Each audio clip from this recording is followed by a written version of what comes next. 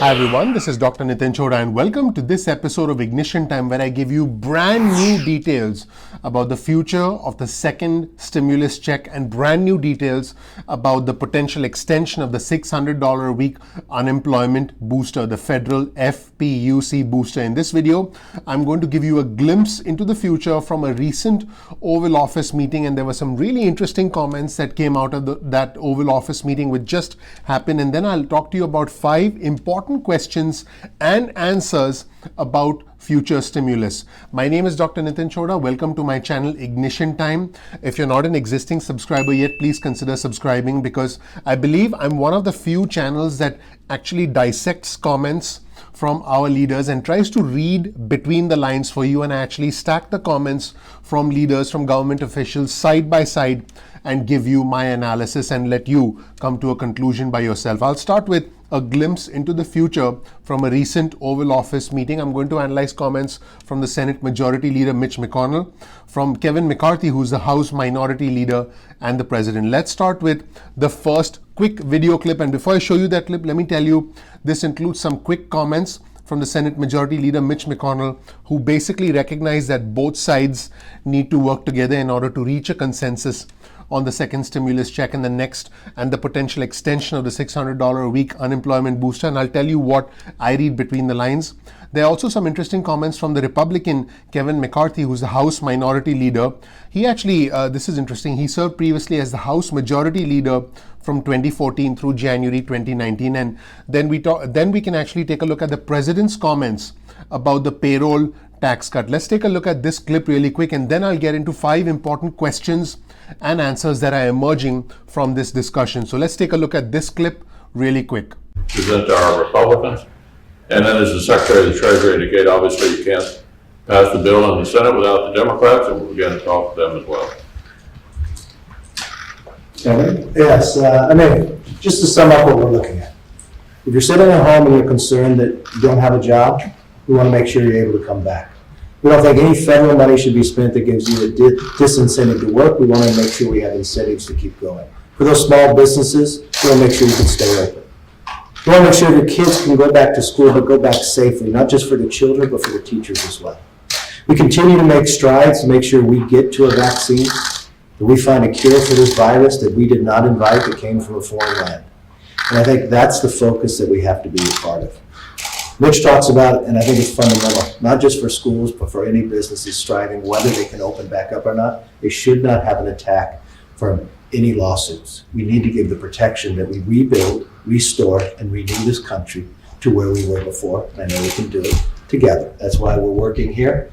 We'll be reaching out to the Democrats, and I hope for that moment in time, we can put politics aside, that we look at one nation, that we don't sit back inside of a rule within a Senate that a minority denies the ability to have this debate, that denies the ability to help America unite and solve this problem once and for all. We are making great strides when it comes to therapies. What this warp speed, history will write about this.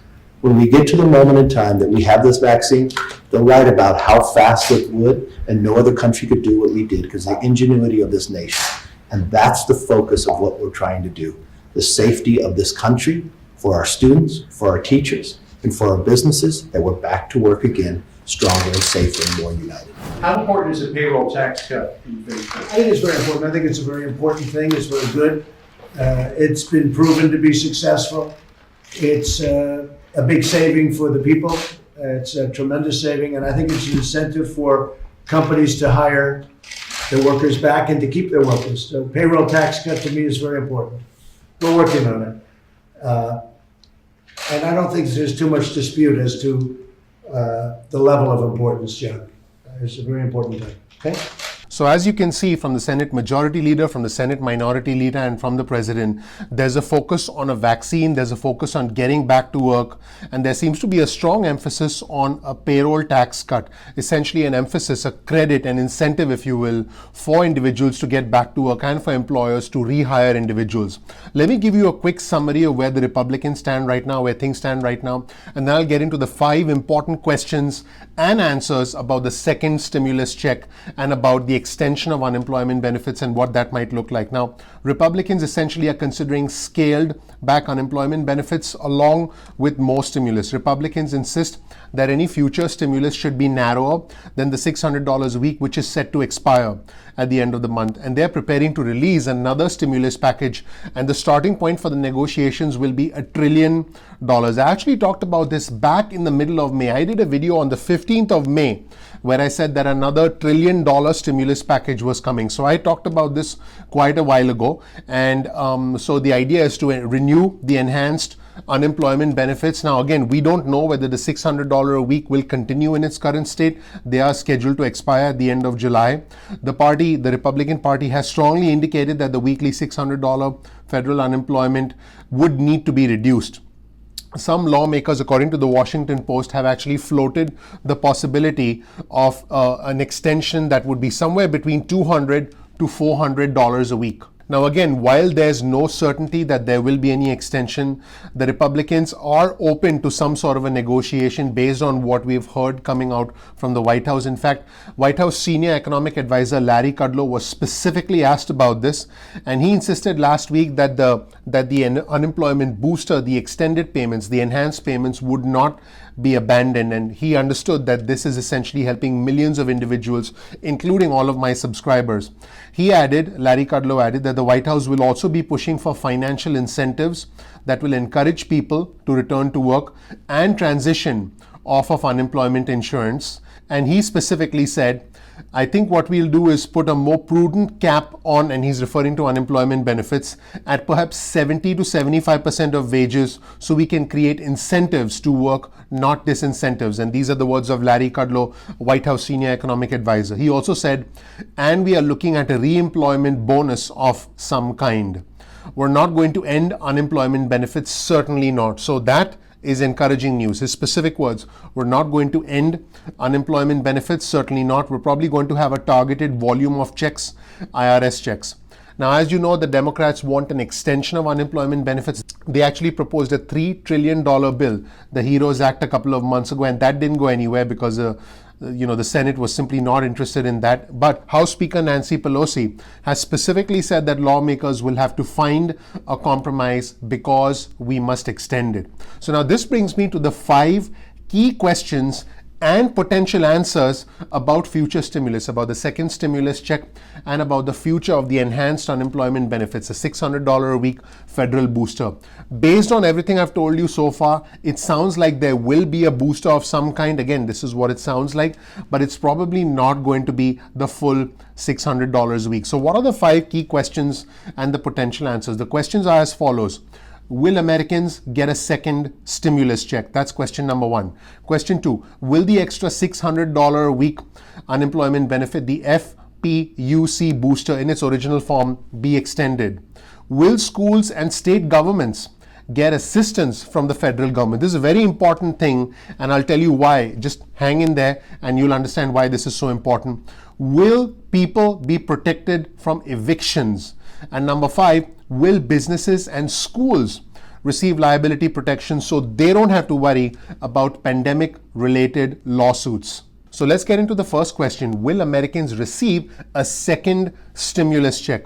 Earlier this month, Senate Majority Leader Mitch McConnell did hint that there would be some sort of an income cap. That was just a hint from him. Nothing is set in stone. And he did talk about the $40,000 annual salary threshold. And he did indicate that individuals receiving less than that amount in an annual salary would receive some sort of stimulus. Now, keep in mind, such a proposal would actually exclude millions of Americans who did indeed receive the first stimulus with the CARES Act. Now, keep in mind that Democrats oppose such a measure. So what is the key takeaway? There is support for the second stimulus check on both sides of the aisle. So there's a very high probability that there will indeed be a second stimulus check. We don't know the amount of the stimulus check, and we don't know who's going to get it. But this doesn't seem to be a point of contention because both sides do indeed want a stimulus check. The second question is, will the $600 a week FPUC unemployment booster in its current form be extended? Let's hear about what the Republicans are saying. Treasury Secretary Steven Mnuchin has suggested lowering the weekly payments down to $200 to $400 a month. He said that would help millions of Americans financially, and he said that would still spur people to want to get back to work. Now, another idea that's been floated around, and you've heard me talk about this, is the back to work bonus. And so I'm not going to go into that because I have covered it elsewhere on my channel. So what is the bottom line? Something is going to replace the $600 a week benefit, the unemployment booster. It is unlikely to continue in its current form. There is either going to be a smaller booster or some sort of an incentive to get back to work, or potentially a combination of both of them, because that is what the Republicans want. Now, keep in mind the unemployment numbers are still very, very high. We don't have the latest jobs report yet, but because the unemployment numbers are high, I don't think the unemployment booster is going to go away. It is most likely going to continue in one way, shape, or form, and I believe there'll be a combination of both a lower unemployment booster as well as some sort of a back to work benefit. But again, this does not address the question, where are the jobs? The third important question is, will schools and state governments get assistance, get financial assistance from the federal government? Now, this is interesting because, again, on this point as well, both the Republicans and the Democrats have a different point of view. Now, schools are indeed getting pulled into the debate. Some Republicans would like to give aids to schools to reopen, but Democrats do not want schools to reopen because they fear there's a safety aspect to this whole thing. However, Steven Mnuchin, again, the US Secretary of the Treasury, said, we're going to have big incentives, money to states for education, for schools that can open safely and do education. His exact words, and I've actually analyzed Steven Mnuchin's comments and analyzed the 7 big takeaways from his comments in another video, so you definitely want to check that out on the channel. The next question, will people be protected from evictions? This is a big one because it's, the first of the month is coming up. All of us have rents to pay. All of us have mortgages to pay. So will people be protected from evictions if they are unable to pay their rent and mortgage payments? And there was a moratorium, a delay on payments under the original CARES Act. But now, as the months have gone by and as this situation hasn't eased up as much as we wanted it to, the question is, will there be another piece of legislation that will protect individuals who are unable to make their rents or mortgages? And here's what's going on over there. If Congress doesn't extend the provisions that were in the CARES Act, and if Congress doesn't have added provisions, then there's a strong likelihood that a lot of individuals could essentially be in big trouble in the coming weeks. And it seems, based on all the signs I'm seeing, that there is no clear consensus from both sides. And it also seems that because neither side is making statements of support or statements of opposition in regards to this, this could be a sign that an extension of these eviction protections, if you want to call it, are not a priority with the second stimulus package. Again, these are the signs that I'm seeing. I'm trying to read the tea leaves as best as I can, but it seems like this is not a major priority. Hopefully they're able to include that as well, because that could help a lot of individuals. And now let's move on to question number 5. Will businesses and schools receive liability protection so that they don't have to be subjected to frivolous pandemic-related lawsuits? That is the number one concern that Republicans have. Dozens of Republican-controlled states, just so that you know, have already passed their own pandemic liability protection rules and regulations. This is a specific thing that Senate Majority Leader Mitch McConnell is concerned about, and he reiterated his goal of including immunity for businesses and organizations from pandemic-related lawsuits. Democrats seem to be less open to the idea. They don't like it very much, and they argue that this can actually harm workers. And what Mitch McConnell said was, we don't need an epidemic of lawsuits on the heels of the pandemic we're already struggling with. Now, here's something interesting. Towards the end of May, over 2,000 individuals were actually surveyed about this liability protection lawsuit aspect. And this was a Fortune Civis Analytics survey of over 2,000 individuals. And this found that 43% of US adults say the government should pass legislation providing temporary limits on legal liabilities for businesses to protect them from lawsuits filed by customers or employees alleging exposure to this illness. Meanwhile, 24% of US adults disagree with such legal protections, and 33% said that they were unsure. So as you can see, we seem to be pretty much evenly split between, I'm not sure, it shouldn't happen, it should happen. But again, this seems to be a major area of focus for the Republicans, specifically Senate Majority Leader Mitch McConnell.